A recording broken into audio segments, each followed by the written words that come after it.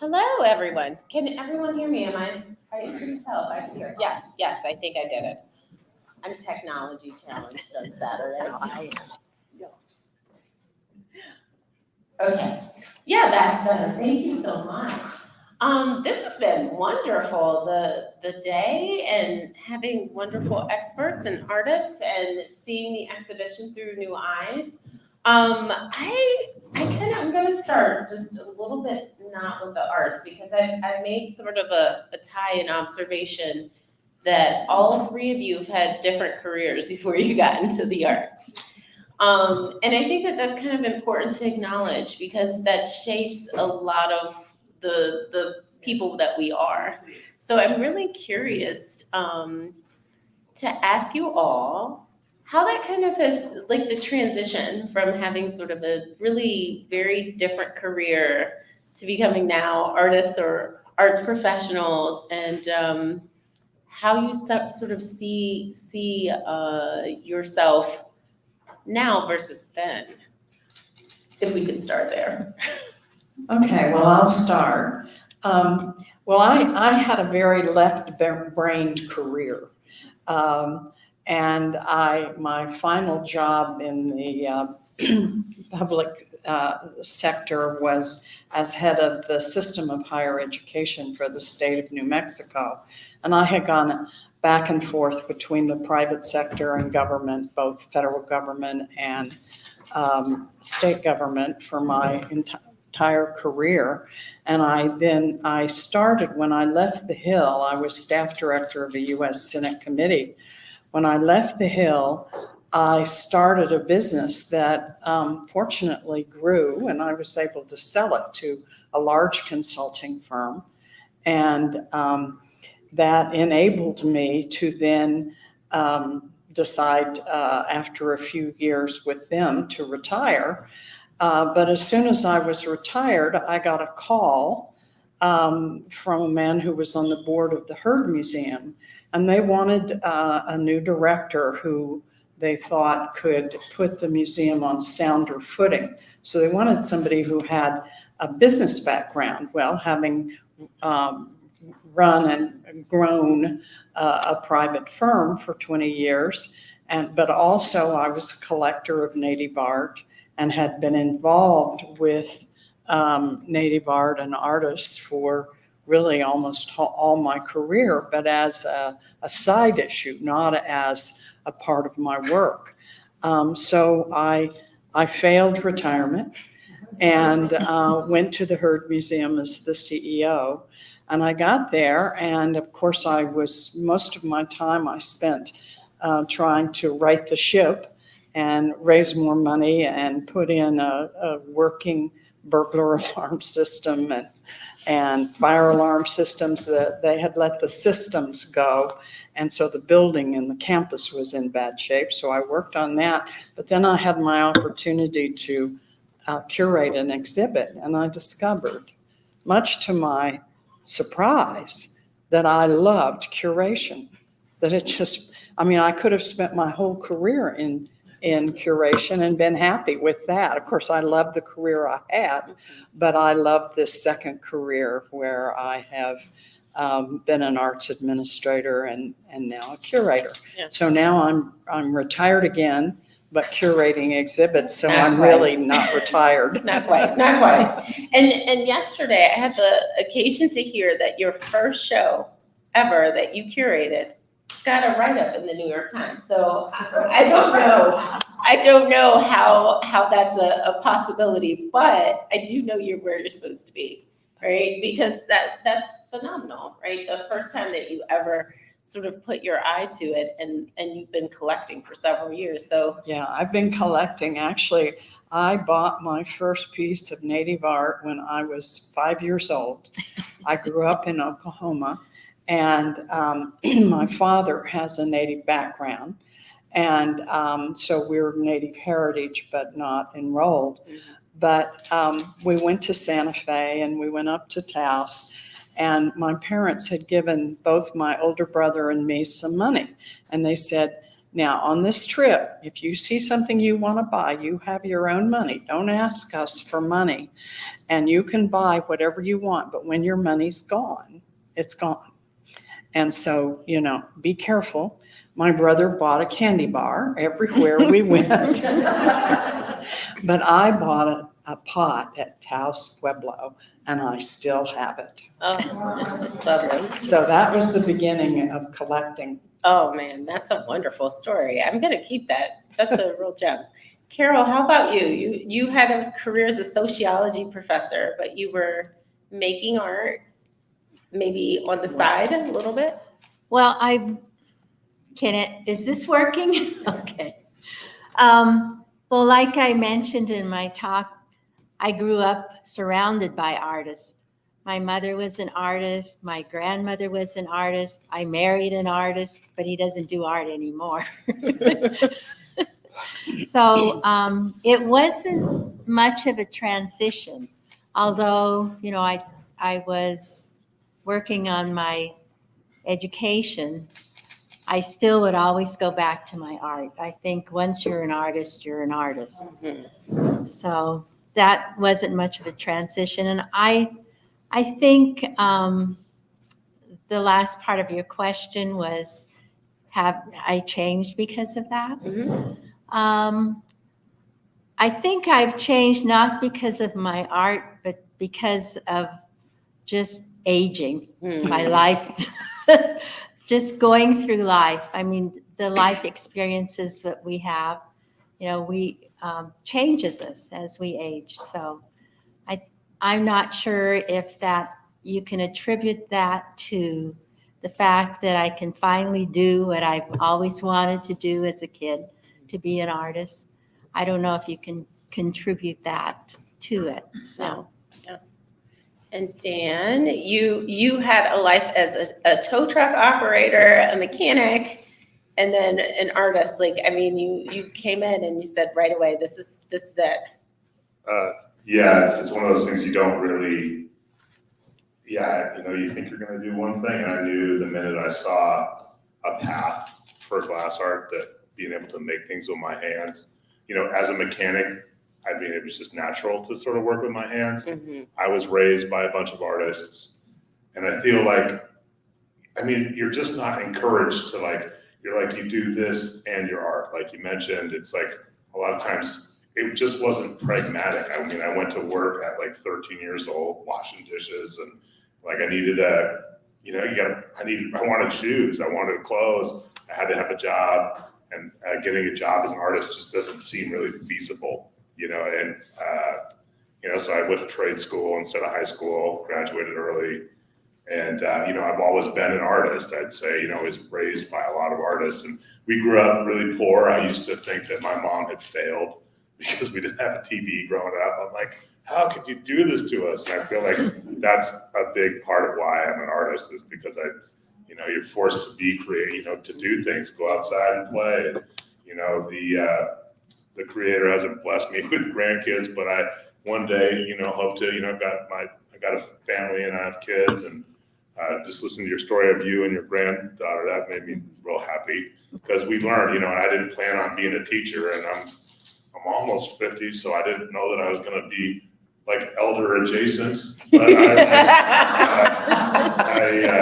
I teach a lot of kids, and I teach a lot of people that are artists, and like I said, I feel like sometimes the art, or the institutionalized art, it's kind of puts out that fire in you sometimes. Mm-hmm. As an artist. It's not that you need permission to be an artist, but you need some sort of bona fide, Mm-hmm. I got the stamped card, look, here's my artist card. And I think that, just trying to allow our kids to be creative and people are just naturally creative, and a lot of times they wouldn't, even know it, you know what I mean? You wouldn't even, I wouldn't allow myself to go out or pursue.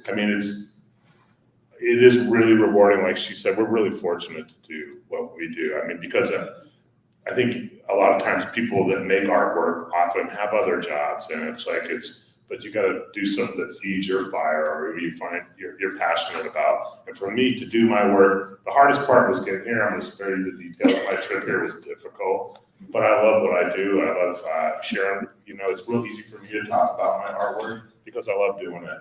And you know, sometimes that's not necessarily my sister would. You wouldn't see her up here. You know, not every artist is the same, and so we all got to wear a lot of different hats. And sometimes you wait table. I worked at a bar. I would get off at 4 a.m. and I have to be in the art studio at 8 for many years. You know, like it's you moonlight. You know, you got different jobs, and any artist that makes it to this point in their life is usually passionate about what they do. The life of an arts professional and artist is not at all linear, right? It is. There's no actual direct path, right? We all have to do certain things that like I find myself at times drawing on lots of experiences that I had outside of working in a museum or working in the arts. And there's something that you said, that both of you have said, that I kind of am weaving together a little bit, if I may. Carol, you talked about family culture and the importance of place in your art, and I really see that thread throughout the entire show, actually. But then you also talked about, Dan, about how glass is I'm gonna have to look at my notes, I'm sorry. Fragile yet resilient. And I thought about this and I'm like, gosh, that's really very apropos in how people are too, right? And thinking about Native culture, fragile, like our cultures are fragile, but we're resilient. And I find it to be really interesting that working in glass really speaks so strongly to those thoughts. And I'm kind of curious if you have more to say about that, those two connections, making that. Ooh. I mean, glass is just humbling because it can break, and there's, it's expensive. That's a big entry barrier to entry. Like, a lot of the Native kids I teach, it's like, obviously, like I said, there's alternate motives in my teaching. You know what I mean? I want to like just share something with them. That's why I like sharing with other Native artists. That it just takes a long time to have that access to entry. And like I mentioned in the other room, I feel like Native artists are just use whatever's available, or artists in general too, not to like just silo everything off. And it is, like I said, it's very non-linear. Like you said, the first time you make something that breaks, you can't really, a lot of people, you'll lose a lot of people, right? But it's, if you stick with it, it's also rewarding too. Yeah. In that way. I mean, Carol, and I'm going to say this probably to the entire panel here. I think that this might be appropriate. Do you find yourself at times maybe comparing your work or comparing your process to the artists that came before you, as far as in your family, like thinking about how they would have done something, or how you have learned a certain technique and incorporated that in your artwork? Well, now that you mention it, because I really never thought of that before, but I guess you could say I really admired my grandmother. She made everything from scratch. And she was consistent, but she was joyful in doing her work and her weaving.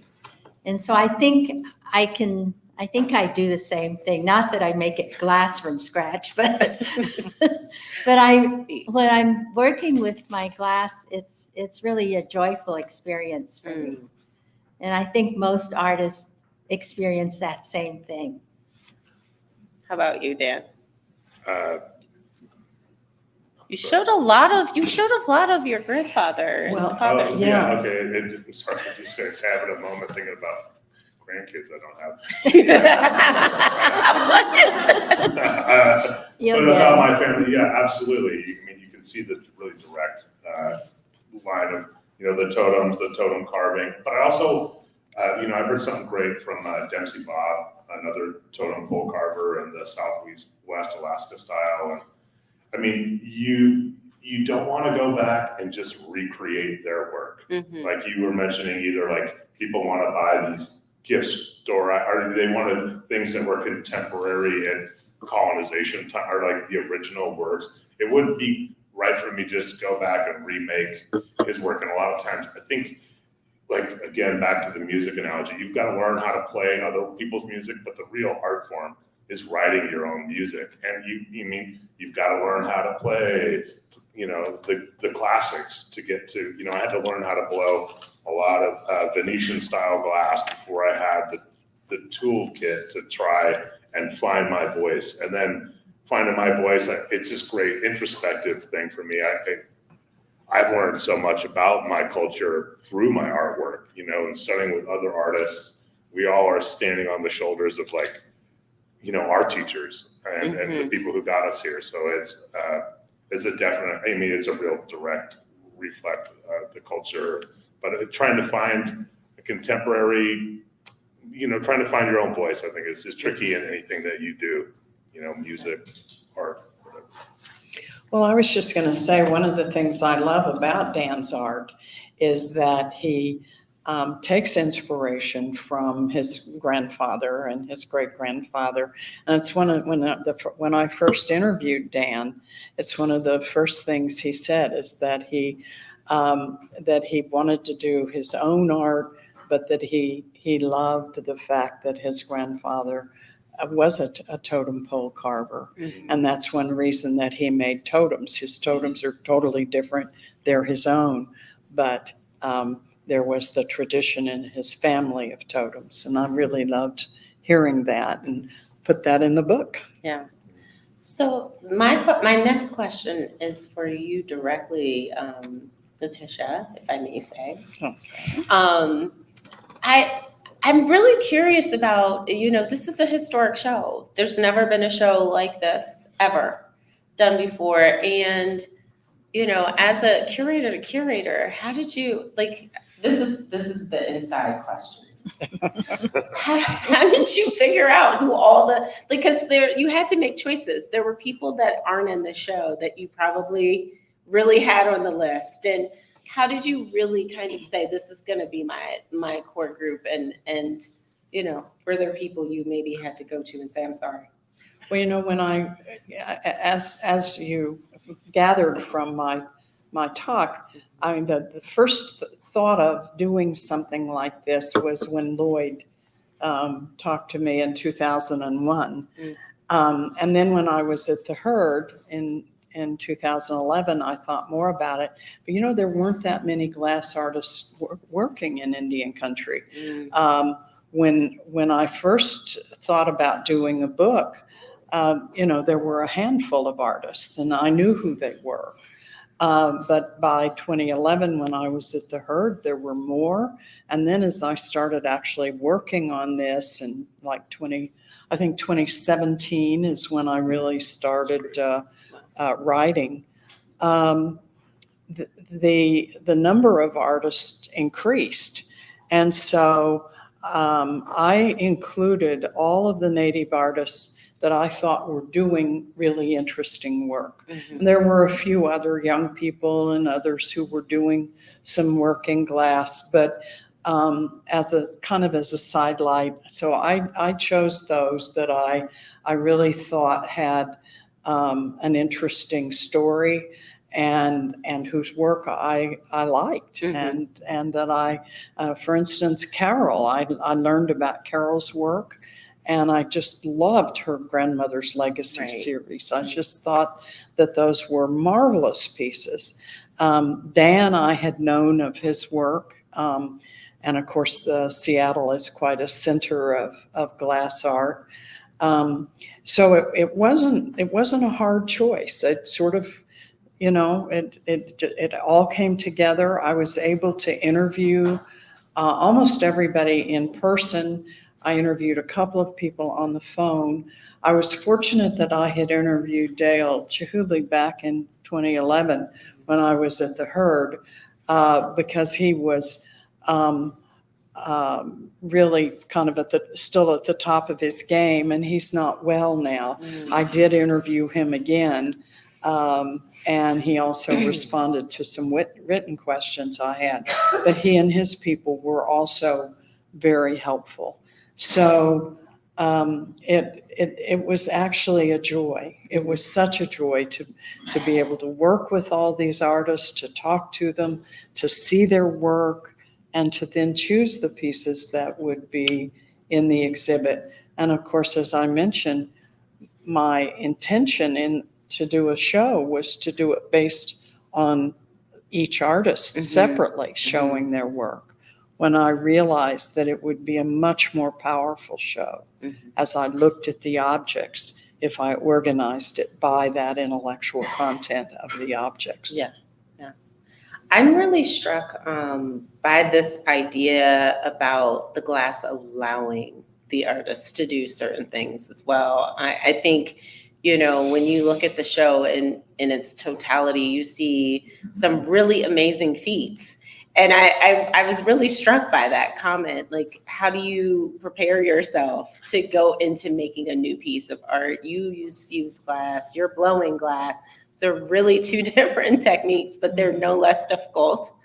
And I'm really curious about, how do you push past those sort of barriers sometimes that the glass, the inherent nature of glass, right? That like, how do you approach that and get it to do what you want it to do? I guess that's what it's called, to being a master of glass, right? I saw your faces now. You're like, oh, I don't know. Well, we're still working on that. Work in Yes. progress. I mean, you kind of you have your design and what you want to, you kind of, sometimes you can will it into a certain form, but there's little technical difficulties because it's, again, you can't touch it. It's kind of made by the heat. I can use tools to shape it, and I started in clay, and I work in a lot of other mediums too. Mm-hmm. I mean, I'm mostly known for glass. I do bronze and woodwork and stuff like that too, a little bit. Dabble here and there, but I really love working in glass because it has that, it has it's just not easy. If it was too easy and everyone could, it's like the whole, are you not entertained? It keeps you if it was too easy, it would be, I wouldn't be still drawn to it too, if it. Gotcha. What about you, Carol? Your work's very expressionistic, even painterly in some aspects too. Well, I pray a lot. I'm like, Fingers crossed. And then if the glass doesn't think I should do that, it'll cut me. I have so many cuts from glass. wow. And so, I mean, and I know if there are other questions, certainly we can get to that too. I know I'm peppering people right now because you all know I'm like a curious minds want to know. Because I am really curious about the process of making, and has there ever been a time that you sat down to make a thing and had a really sort of concrete idea of what you wanted in the end, and then it's like, no, this is not at all what I was expecting to happen, and how did I get here? And how do you handle those challenges?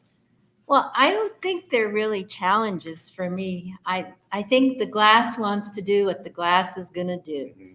And sometimes it comes out a lot better than what I had imagined or planned. And other times, maybe it doesn't. Maybe it'll break or something. But I sometimes I think this is probably true for a lot of different media. That you're blessed with what you get, with the end product, and maybe it's magical at some point. I don't know, but some pieces are a lot better than what I thought they would be. Sometimes I work out of a sketchbook and I'll start with a drawing, but you have to allow that, sometimes, in the words of Bob Ross, it's happy accidents. Oh, that didn't go how I planned, but now I see something. And, that's just kind of learning the dialogue of the material. The bears used to have 4 feet. And then one day I was like, duh, why are they're so much glassier as a solid thing. Yeah. So. Yeah. So have you ever thought, like, have you ever seen it, like seen an end result, said, oh no, that doesn't work, put it aside, and then somehow gone back to it and used it as a base for something else, or? Yeah, I think that's the beauty of glass, is you can go back to it and redo it and make it the way you think it should be. But also some pieces that I've made that I didn't like, other people liked, and they bought it. So Yeah. That's always the way, right? I don't know about that one. I love it. Like, that's why it's art. It's subjective. And Yeah. that you That's true. could judge art. Everyone's got a different opinion. But there's so many times, you start down. I tell people when like I said, I now teach a little bit, and I work out of a sketchbook, and there's so many times I tell people to save your sketchbooks. To me, they're like precious things. Because a lot of times they're like moments in time. It's like I'll have side notes in the thing, and I'll do just I'm not an illustrator. My sister's an amazing illustrator, but I do these notes or these sketches. If you've ever seen like Leonardo's sketches, I mean, there's whole books of them. And, just to see the thought that you were having at that time. And for me, it's like the lens of glass. Like once now I understand this dialogue of what I think I can do. But a lot of times I'll go back to something I did a long time ago when I didn't have the same mental limitation.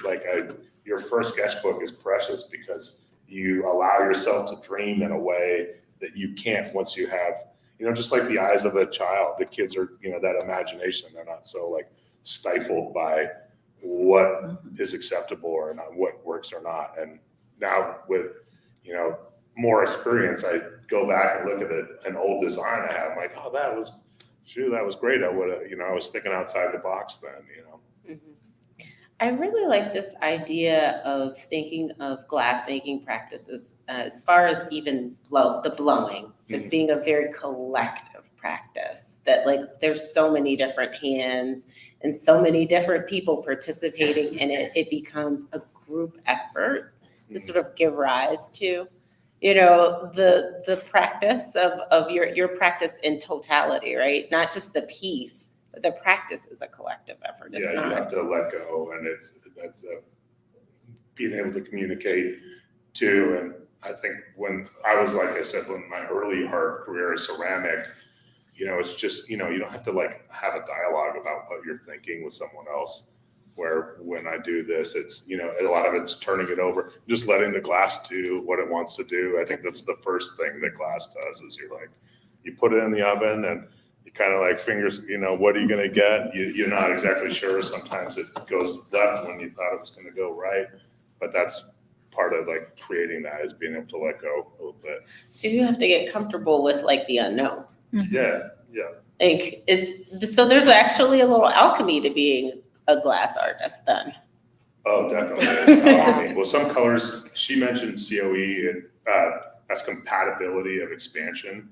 And the glass cools at different rates. And it's like literally some colors, the alchemy, like copper blue, gold, ruby, you don't realize that it's all these metals that make, you learn so much in glass. There's so many different avenues. You can go into the chemistry, science of glass. I'm really focused on the art of glass, but studying in Egypt is the history of glass. Studying in Corning, New York is the science of glass. Every phone in your pocket, every light bulb that you ever see, glass has changed our life just inexplicably. It's just a medium. It's just a science, the electron microscope, none of those telescopes, none of these things would be known to us without glass. It's such an amazing material. And yes, definitely alchemy, like Gorilla Glass, flexible glass. Like I said, Corning Museum owns the patent to every cell phone screen in the world. And it's like, imagine that. So when I've had a few residencies there and taught there, and it's a huge part of the military too. And you're just like, I'm like, hey, so grateful to be here. It's amazing to work at this museum. It's got a great collection, and happy to be at this Fortune 500 company. And they're like, it's Fortune 50, son. I'm like, oh, yes, sir. I'm sure I understand you. So So they're big time, and you don't know, but they're attached to this amazing art museum, and just glass is a medium. You can nerd out as hard as you want, and like the chemistry of glass, it's such a, and I mean, it brings me a lot of joy kind of figuring that stuff out too.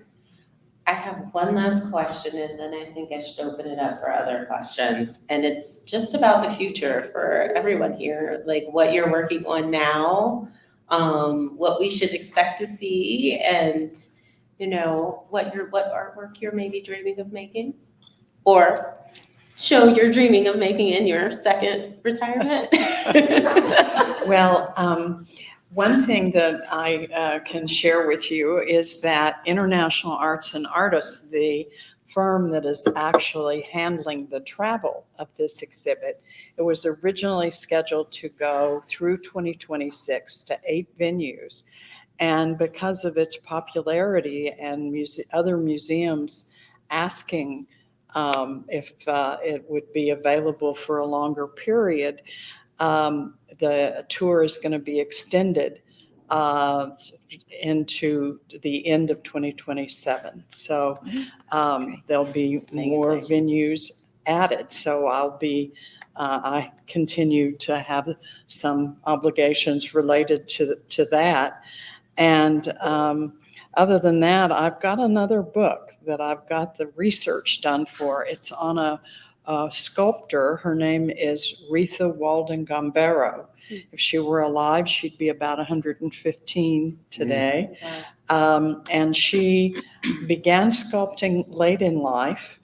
And her career actually went from when she was in her 60s to her 90s. And she has an incredible body of bronze work, and also she worked in stone. And I've got all the research done, so I think I'll write that book. Okay, awesome.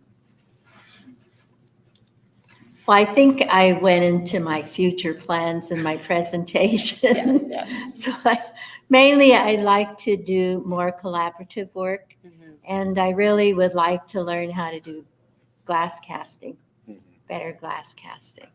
And of course, working with my granddaughter. Maybe my daughter will want to learn too. I don't know. There's always that. It's a family affair. Right. So what am I doing? I'm building a studio. I moved to the Skagit Valley outside of Seattle. When I get back, literally, so we fly out of here tomorrow morning at 5 a.m.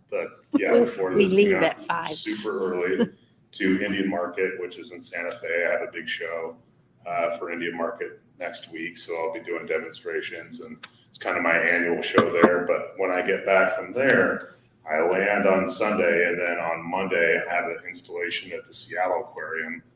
So it was just a whirlwind to get out of town. I had to get everything ready to literally fly into Seattle and go to work in a couple hours. And because it's the aquarium, of course, I proposed fish, and we're doing a big installation of fish going in there, and have a big bronze piece going in at the Bill and Melinda Gates Foundation in Seattle, and just kind of making work and building a place, hoping to teach my kids or whoever, just keep working. So busy. Yeah. Everyone's busy. Yeah. But that's wonderful. It's This good to be is a happy occasion to have your work going out into the world in respective places and circulating and bringing the very necessary light onto the practice. So that's exciting. I'm excited, and I actually do hope you are her mother, so you can ask her. That's right. I'm just letting you know, as a daughter. I think you should encourage that. I think that would be fun and probably really affirming and joyful, as you were saying about your practice. Right.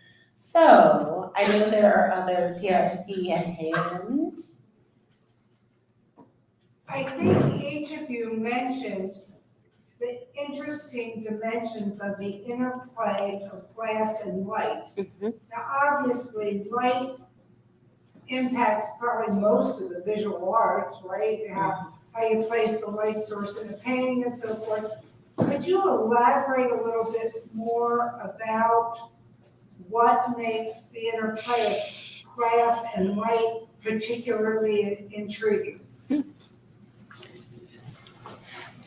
Well, to me, it seems to bring the piece alive. And you can really see that. I mean, you see that with other pieces of art, but with glass, I think it's just more obvious, and it's very, to me, it's magical. Yeah, definitely. That was one of the things I wanted to mention, and Carol did in her talk is, glass is, these are sculptures of light. So many of these things, the luminosity, glass can be transparent, translucent, opaque, but it all still is really affected by light. Whereas other sculpture, it's more like shadow play, like when you light like a David or a Rodin or some sort of sculpture, it's a lot of times it's the shadow, that gives the depth. Whereas glass, it's also a depth, like in Carol's work, it's the layers of glass. It's not just the color you see, it's the color behind the color, and so a lot of times when we color glass, we'll build it up in different layers because you can see into it like that. It gives it a depth that is, and like the mosaics, God, what's her name again? Angela. Angela Babby, not Abby, it's Angela Babby. Okay, love that word, but it takes, even though you could say it's a mosaic, but it's also a painting, but the painting takes in this light in a different way that just the illumination is so great for me. And like a lot of my works, what I did briefly touch on a lot of these blown pieces, like Raven's pieces, super challenging and technical. The scale is amazing. They're blown, so they're hollow. But they also, they take in light differently than some of the works that are solid. Literally it's like a lens. I like a lot of solid sculpture in my work because I just love the way it lights up so much. There's also a sense of movement implied in your sculptures a lot. And in just the idea of putting together the blown works, movement has to happen in order for them to actually be realized. I feel like the light gives it some movement Yeah, too. yeah. Anyone else? I'm gonna go to this hand first and then I'll come back. Donna. Yes. It's not really a question, it's more a comment. I really liked what your aunt said about not needing the validation of a degree or whatever to pursue your art. I wonder how many artists we've lost because they've been discouraged. Yeah, it's intimidating that, especially the fine art world That's a perfect segue to my question. Because my question is, especially with social media, the democratization of all sorts of things is expanding. And so without disparaging anybody who has a fine arts degree or whatever formal education, I'm wondering if there's a movement toward acknowledging the artistry of people like you folks and others who haven't come up through the formal educational system, and if maybe, unlike like in the Europe of Van Gogh, people now are getting more attention regardless of their educational background, more credibility. exposure. Yeah, exposure. Yeah, absolutely. I think the internet is this amazing, it's the most powerful tool in the history of humanity, and it's also a sea of opinions that most of it I may not want to, we all find our lane, I think. But for me personally, I can just speak to as an artist who represents themselves to be, the catalog that you guys saw is from my first solo show at the museum. And that's it's a big feather in my cap as an unaccredited artist or somebody who's not gone up in the formal ranks of artistry, but to historically the gatekeeper of art, or the internet, people can find you. You get exposure in a way, historically, like when I first started, it's like you're begging for a gallery to like give you 5 square feet of real estate. And that's really dominated by this commercial, like, okay, you need to sell one of the 3 pieces that you show here for us to call you back when we're having a show. So it's this commerce that like drives art, and so what kind of show do you have when everything you're making things that need to sell, I need to sell a certain percentage to get this call back. Whereas when you have a show at a museum, you can carry a different message. Like you'll see in the book, a lot of my work is, they're really personal stories of mine, or sometimes they'll be political. Artists have always been very politically inspired, just like Angela Babby's work. Whereas before it might not have had the traction. And you don't need, not that galleries are gatekeepers, but you're playing a different game than when you're having a show with a different sort of like content to it. And now the great leveling field of the internet, where anyone can, for either plus or minus, for the better, good or not, can go research things. It's such a powerful tool. And when someone is curious about my work, they don't have to call this gallery that may or may not be on good terms with me, and they can just find my email address and send me a message. So that has been a great tool for artists.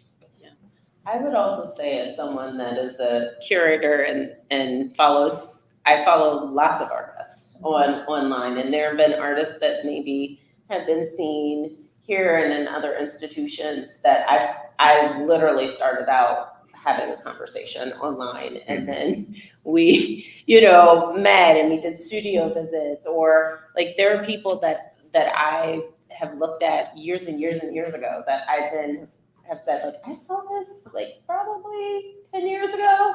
I really want to see, does it still exist? Can we show it? And so you're not wrong that it kind of opens up a realm of accessibility too. But then there's also, I think you just also have to be open as a practitioner in the field. I mean, I don't think that I hope I can say this on our behalf, Letitia. But that's not what we're looking at, I think, as far as I'm concerned. It's not like what school you went to or who is the person you studied with. It's the art. It's like what the message is. That's what's important. At least that's been for me. That hasn't always been true though, right?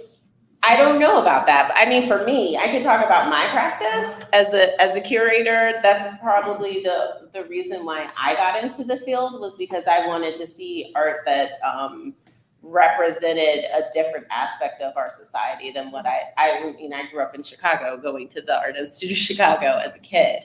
And so for me, like, yes, it was definitely like, I want to see more women artists and want to see more artists of color in a museum. And that's why I started my own personal career.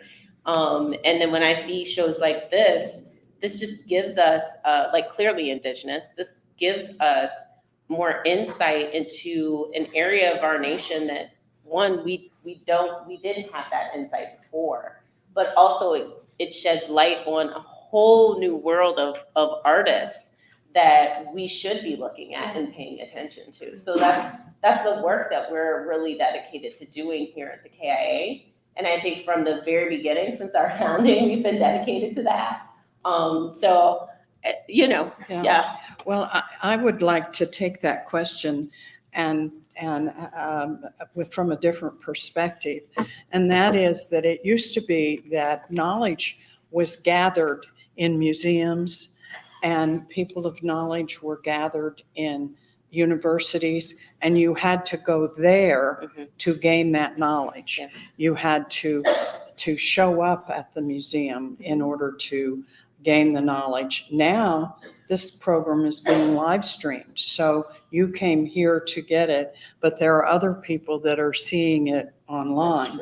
And so museums and colleges and universities have to rethink in a way, because they no longer have a captive audience. You don't have to go there anymore because you can access it online. Now, I'm old school, and that may have something to do with my age, but I prefer to be there in person, as you all have shown by being here today. I feel like that you lose something when you're not in person, but it is a real challenge, and it's something that museums have to think about. Will the younger generation that's grown up online, will they still come to the museums, or will they be looking to grow only online? And so doing a mix, as you are doing here, is, I think, quite appropriate. But it is something that, and it's one reason colleges are some in trouble, because they are no longer the only place you can gain knowledge. You can gain it, it's the democratization in a way of knowledge. I feel like things need to be seen in person, particularly glass. I pay an amazing amount of money to photographers just to capture glass, because it's so hard. Thanks, Jeremy, to take pictures of glass. It's just so hard to photograph just because of the reflective, shiny nature of it. But there's something for me that, you got to kind of see it. You can't walk around. You can do a virtual thing if they go around it in 3D, but some things are just so much more moving. I literally just had to go to Egypt to go touch the rocks myself. And you would have, it pales in comparison. There's some things I think still need to be experienced in person. And I'm a big kinetic touch and feel kind of person. And You're not touching things in the art museum, no.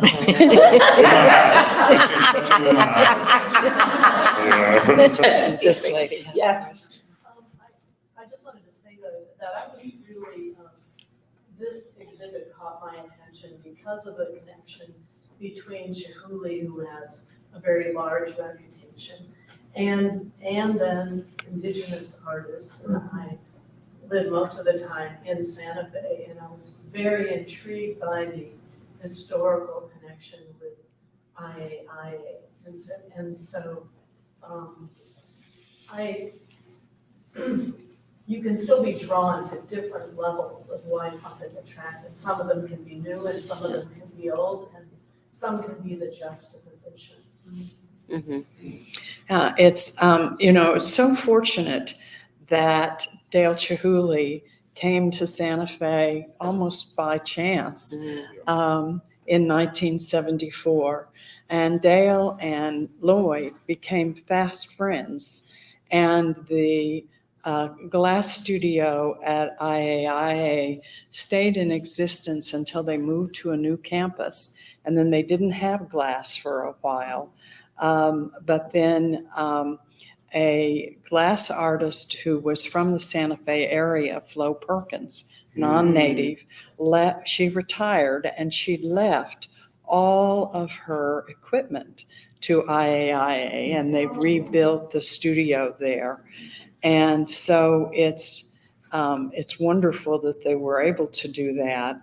But the coming together of Lloyd Kibanu, who was truly a visionary, and Dale Chihuly, who is one of the most innovative artists in any media of this generation, writ large, was really a remarkable thing. And I think that coming together is what led to this incredible body of work.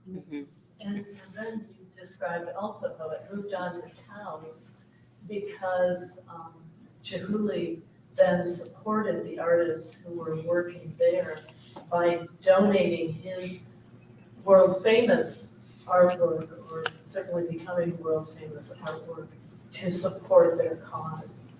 So I love things that have There continues to be a connection, and right here with Yes. Dan, who works at the Dale Chihuly studio. Yeah, and Dale, and you mentioned Tony Haola, who passed. He was the big moving force in the Taos Pueblo project, and that spawned. There's all these generations. Like Preston is like the generation above me. Dale, the generation above Preston, and Tony and Larry.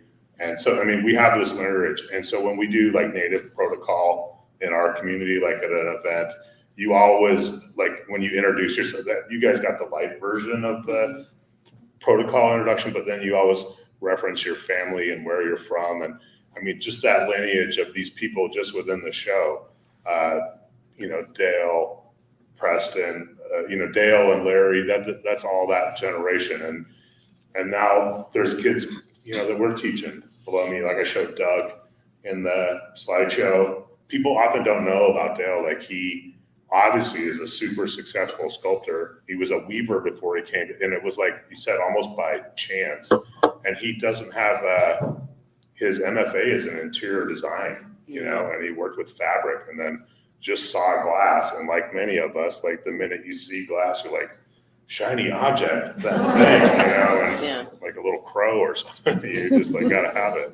I also think it's really important to acknowledge the fact that there have been artists, specifically in the Southwest, that have lent their sort of name and worked collaboratively with other artists. We were talking yesterday about Lucy Lewis and Maria Martinez, who we have in our collection, and that's been a standard practice of artists working together, like trying to elevate one another and amplify their other people's works that may be, not as well known as well. So I think that's also, again, speaks to the collaborative nature of art making, but also the process of making glass and ceramics, and even thinking about it from that regional perspective. Okay, I know we're talking a lot. It's 1:01 already. Yeah, I didn't do a good job of timekeeping. I'm sorry. You're good. I hate to cut off the conversation, but we do need to get our artists to bed and over to Glass Art Kalamazoo. I want to thank you all for this wonderfully engaging session. Thank you so much. Thank you once again to our guest speakers for making the trip to Kalamazoo to spend this time with us today. Seeing the exhibition and your work is already such a delight, and then hearing your insights about everything that has gone into this exhibition and into your work just makes the experience that much more meaningful. So thank you all. Can I get another round of applause for Dan, Carol, and Letitia? And thank you all for joining us here today. We so appreciate your support for programs at the Kalamazoo Institute